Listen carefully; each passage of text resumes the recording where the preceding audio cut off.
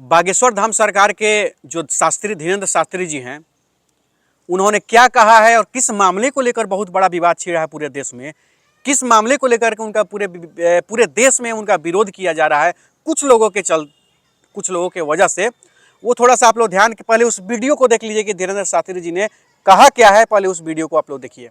अच्छा, मान लो मांग का सिंदूर ना भरा हो, गले में मंगल सूत्र ना हो, तो हम लोग क्या समझते हैं? भाई ये प्लाट अभी खाली का सिंदूर भर गया हो, गले में मंगल सूत्र लटक गया हो, तो हम लोग दूर से ही देखकर समझ जाते हैं कि रजिस्ट्री हो चुकी।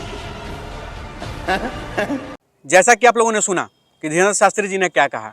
अब बताइए, महिलाओं को लेकर जो अभद्र टिप्पणी की बात जो कही जा रही है और उन पर जो आरोप लगाया जा रहा है, धीरेन्द्र शास्त्री ने महिलाओं को के बारे में ये कहा, वो कहा, दिस कहा, डैट कहा, उन्होंने महिलाओं का अपमान किया, उन्होंने महिलाओं के बारे में ये अभद्र टिप्पणी कर दी, उन्होंने हिंदुस्तान की महिलाओं का अपमान किया है। इस महिलाओं का अपमान देखिए, धीरेन्द्र शास्त्री के जो कथा जो होता है, उस दरबार में कौन लोग जाते हैं? शौक से बहुत कम लोग जाते हैं। तकलीफ, दुख, पीड़ा एकदम जिसके पास बहुत हो जाता है ना, वही धीरेन्द्र शास्त्री के दरबार में जाता है और कहीं ना कहीं सुकून खोजने का कोशिश करता है। हर प्रकार से दुख, दर्द, तकलीफ में जो आदमी गया है धीरेन्द्र शास्त्री के दरबार में, अब वहां धीरेन्द्र शास्त्री कहने लगे ये कि जा अब तो तुम मरने वाले हो, तुमको ये बीमारी हो गया है, तुमको कौन बचा लेगा?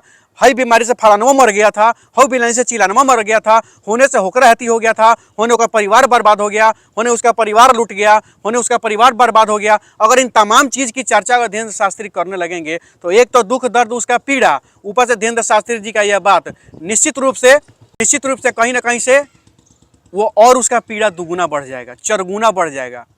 और उसका इलाज तो दूर की बात है, सुकून तो दूर की बात है, वह उनके दरबार से लौटने के बाद घर जाएगा तो और बीमारी उसका बढ़ जाएगा। धीरेन्द्र शास्त्री जी का पहला काम यह है कि उनके दरबार में जो जाता है उसको सुकून मिले, उसको शांति मिले, उसकी जो आत्मा, अंतरात्मा जो व्याकुल है, बेचैन है, वो शांत हो। और सबका आत्मा तो वहाँ जाते ही शांत हो जाता है। और उस पर से जो ओजस्वी जो चेहरा पर जो दिखता है, उनके तेज जो दिखता है, सारा दुख दर्द तो आधा मिट जाता है लोगों का उनके दर्शन से सिर्फ। तो मैं बस इतना ही कहना चाहता हूँ।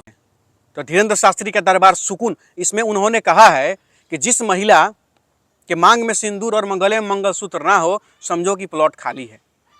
सीधी सी बात है। उसी को ना देख करके आप अंदाजा लगाते हैं कि कोई कुंवारी है या उसकी शादीशुदा है।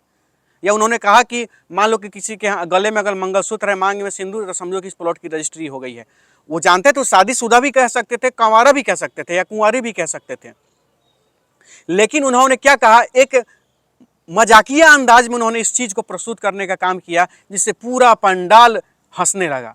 उस एक क्षण भर के लिए जो लोग भी, लाखों लोग उस पंडाल में बैठे हुए थे, दिल्ली के नोएडा सेक्टर में जो लोग भी बैठे हुए थे उस पंडाल में, वो लोग सारा दुख, तकलीफ, पीड़ा, लोन, कर्जा, झगड़ा, जमीन, झंझट, सब चीज भूल गए उस क्षण भर के लिए। तो जो क्षण भर की खुशी जो देने का काम किया धीरेन्द्र शास्त्री ने, वो सबसे नहीं होगा। धीरेन्द्र शास्त्री जी को समझना सबके बस की बात नहीं है। ये कुछ मुट्ठी भर जो लोग हैं, जो धर्म के जो विरोध चलने का काम करते हैं, धर्म को अपमानित करने का काम करते हैं, ये मुट्ठी भर लोग, तुम किसी कीमत पर तुम सफल नहीं हो सकते, और आज के डेट में तो और भी सफल नहीं हो सकते हो। सबको अधिकार है अपने अपने धर्म का सम्मान करना, धर्म को मानना। हम भी सब भी धर्मों का सम्मान करते हैं, अपने धर्म को भी मानते हैं। कोई और अपने धर्म को मानता है तो उससे हमको कोई आपत्ति भी नहीं रहता है। सभी धर्मों के लोग हमारे साथ रहते हैं, सभी जातियों के लोग हमारे साथ रहते हैं। धीरेन्द्र शास्त्री पर हर प्रकार से, हर मामले से जो टीका टिप्पणी करने के लिए जो आप लोग बहाना ढूंढते हैं ना, कोई फर्क पड़ने जाने को नहीं है, कोई फर्क पड़ने जाने को नहीं। धीरेन्द्र शास्त्री को उन्होंने जो लक्ष्य लेकर चला है, वो लक्ष्य जरूर पूरा होगा उनका। हम लोग की तरफ से शुभकामना है। और निश्चित रूप से बहुत जल्द बिहार में दोबारा धीरेन्द्र शास्त्री जी आने जा रहे हैं, बहुत जल्द बिहार में दोबारा आएंगे। इंतजार करिए, आप जलते रहिए, हम लोग बदलाव का मशाल जलाते रहेंगे। जय हिंद, जय बिहार।